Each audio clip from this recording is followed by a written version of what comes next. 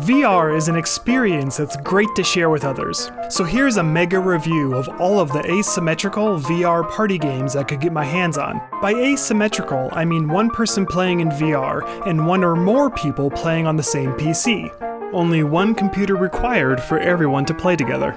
The vast majority of these play on both the Vive and the Oculus. There's only a few exclusives, but I'll let you know what those are. Let's get started. ALaLa Wake Me Up is a VR party game with one person playing in VR and up to 3 people playing on the PC on gamepads. The VR player is in the middle of this arena, and the other players are trying to get to the middle to take them out. It's basically a giant hide-and-seek shooter game. Our particular group didn't enjoy playing this all that much, but I imagine if you were playing with little kids, it would be much more fun for them. A very similar game is Ruckus Ridge, with one player in VR and up to 3 people playing on the PC with gamepads. But Ruckus Ridge is a much more polished game overall, and it did a much better job of explaining the gameplay to you at the beginning. And one really nice touch with this game is that each player is intended to take turns playing in the VR headset and swapping with the other player so they switch gamepad to VR and vice versa.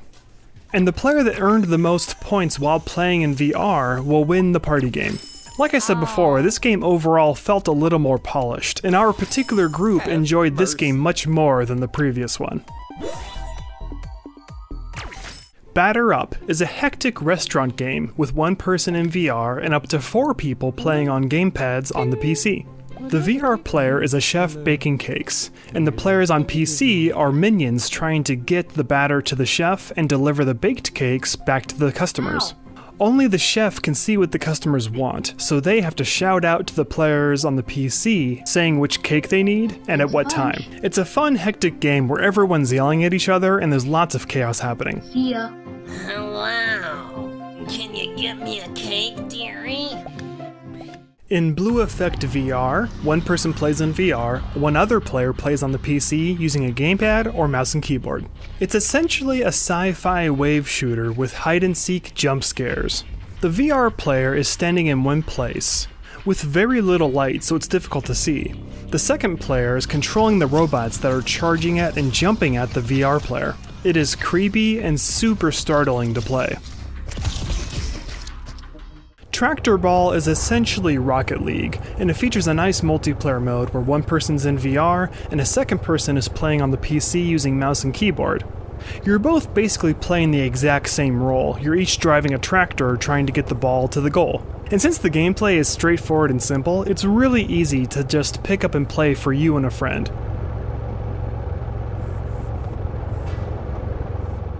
Spud Cricket VR features a local multiplayer mode with one person in VR and a second person playing on mouse and keyboard. The game controls for the PC player are really well laid out, and when I played this with my dad, we know absolutely nothing about cricket, but we were able to sort of figure it out just playing by ourselves and figuring it out as we go. Everything is pretty intuitive and you can get playing pretty easily. It's a nice little cheap game between 2 friends.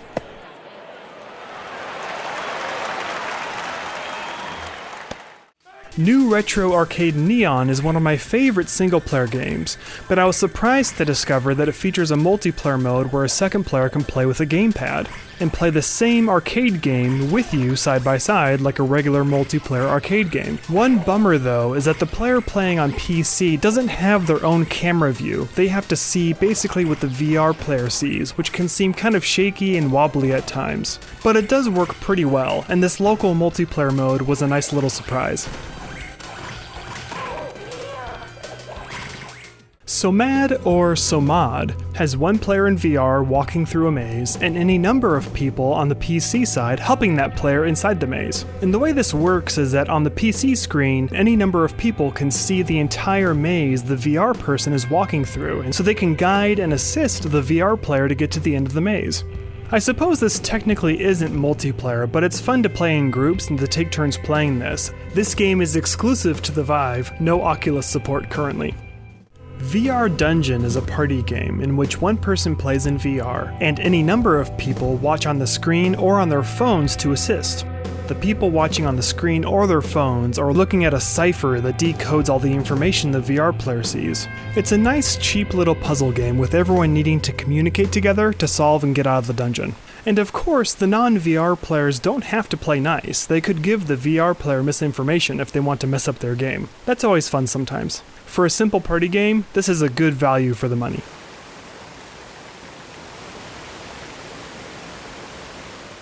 In Panoptic Demo, one person plays in VR as the giant overseer character, and one person on the PC, using either keyboard and mouse or gamepad, is a tiny citizen trying to blend in the crowd.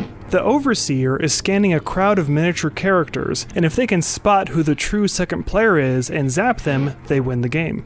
For a free VR one-on-one game, it's a nice little gem, but there is a very similar game that I personally find far superior, and I'll describe that later in the video. Goalie Challenge VR is another free game. The second player on PC with a gamepad is a hockey player trying to score past the goalie. It's a nice, free little two-player game. GoalkeepVR is basically the same game, but it's soccer instead of hockey. This one was fun in kind of a sadistic way because since you're playing with a mouse, you can click and rapid fire the soccer balls at such a rate that it's impossible for the goalie to stop them. Of course, you don't have to be that cruel when playing this one.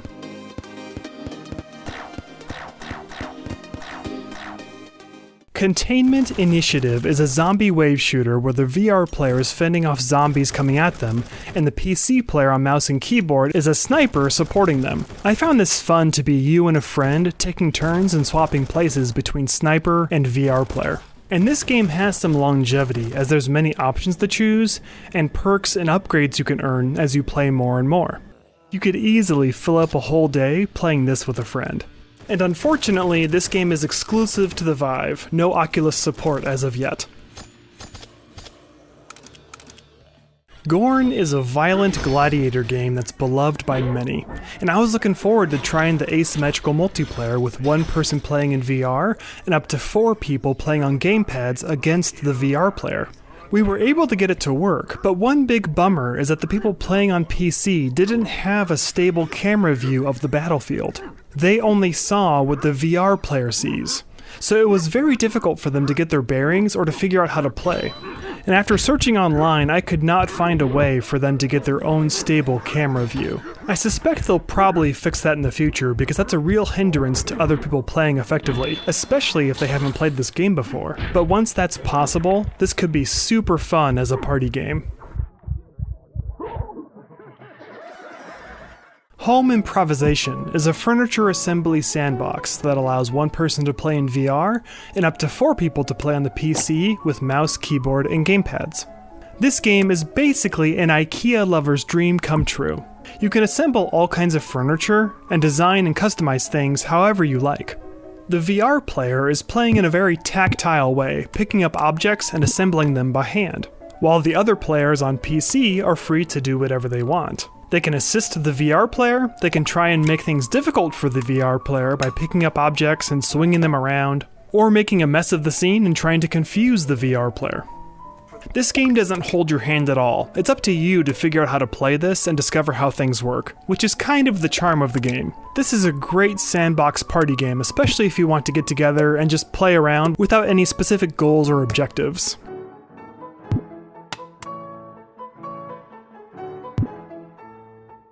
IronWolf is a detailed one-man submarine simulator, and the asymmetrical multiplayer allows one person on PC with mouse and keyboard to assist with many of the submarine's functions.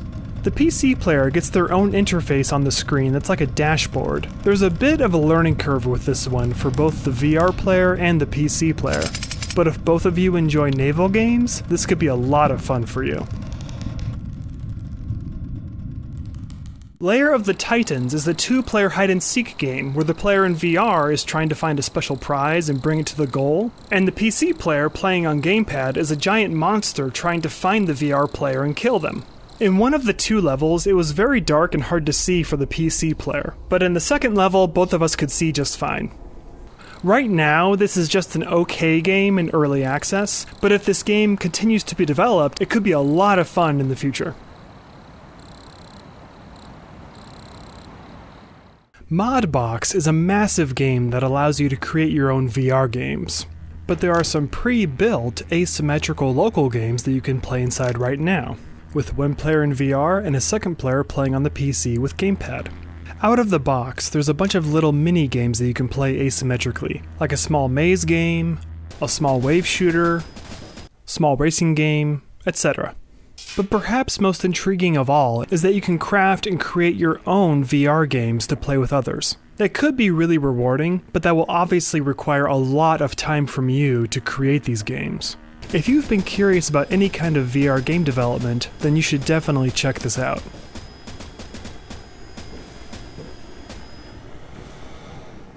Toledo is a two-player strategy game, one person in VR, the other on PC with mouse and keyboard.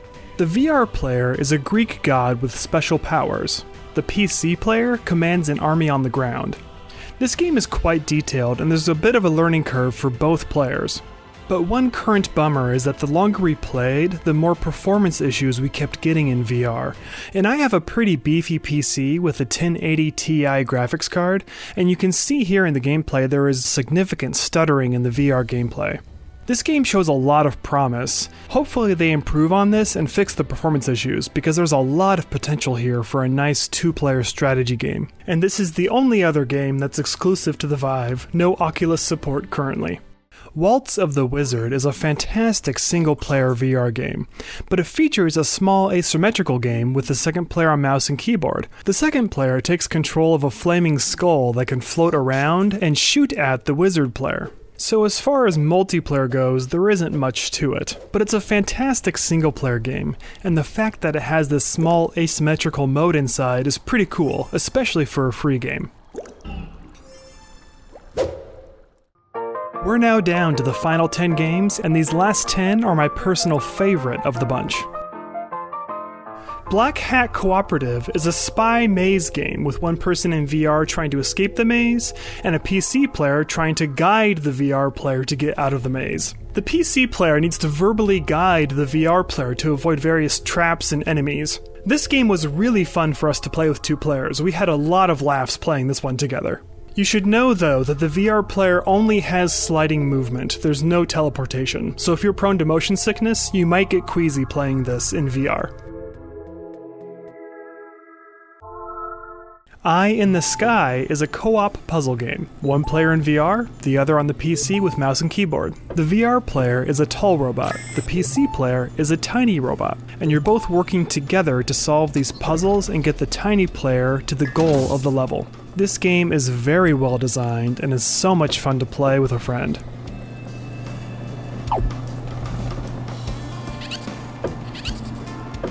And a similar but different game is Carly and the Reaperman. The VR player is a giant monster resembling death, with the PC player on keyboard and mouse is a tiny person platforming and jumping to trying to get to the end of the level. The giant VR player can move large objects and help assemble platforms for the PC player. And just like with Eye in the Sky, you have to work together to complete the game. This game is also very beautifully designed, but with an obviously different aesthetic. It's a great two-player co-op game. Mass Exodus is very similar to the previously mentioned Panoptic Demo, but this is superior in almost every way, as you can have up to 4 people playing on the PC with gamepads or keyboard and mouse. Both the PC players and the VR player have unique powers they can execute to try and confuse the other side. This game is one of my family's favorites, and whenever we have a VR gathering, we always play this together. This is highly recommended. Keep Talking and Nobody Explodes is a fantastic communication puzzle game, with the VR player trying to disassemble a bomb, and any number of players either on the PC or on their phones are reading the bomb manual and trying to verbally describe to the VR player how to defuse the bomb. Many of the instructions in the bomb manual make it a little tricky to describe to the VR player how to defuse the bomb, and it starts out simple enough, but the instructions to defuse the more advanced bombs get quite tricky. This game is a lot of fun to play in groups.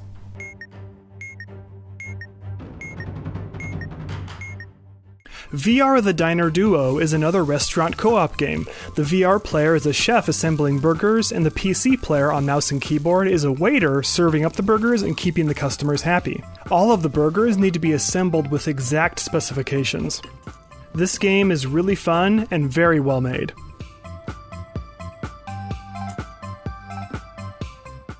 Drunken Bar Fight has the VR player beating up other bar patrons, with an optional second player on mouse and keyboard taking control of the enemy patrons and attacking the VR player. The VR player needs to beat up as many people as they can and keep drinking booze to stay strong. Even though the asymmetrical play is 2 players total, this is one of the most fun games to watch others play, so you can really enjoy this as a group with multiple people taking turns playing each other. This is some of the most fun you'll have playing VR with your friends.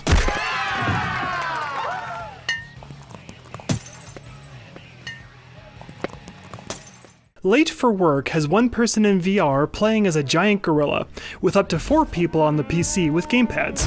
It features a variety of minigames, with the gorilla causing havoc and fighting against the other people playing on the PC.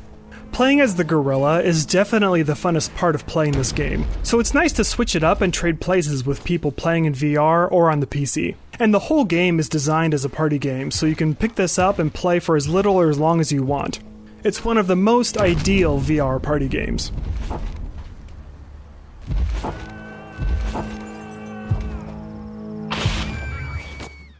Nemesis Perspective is a frantic David vs. Goliath game. The VR player is a giant monster, and a second player on PC using the gamepad is a tiny person. The giant monster VR player is trying to squish, slap, and kill the tiny player, but the tiny player is fast and has superpowers. This is a free game that's really fun to play with a friend.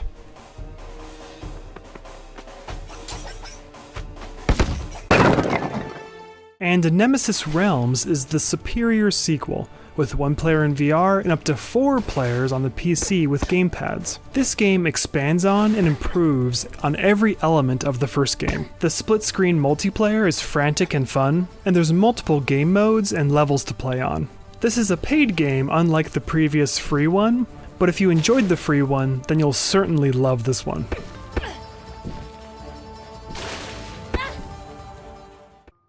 Well, that's it for now. Thanks so much for watching. If you like what you see, please subscribe.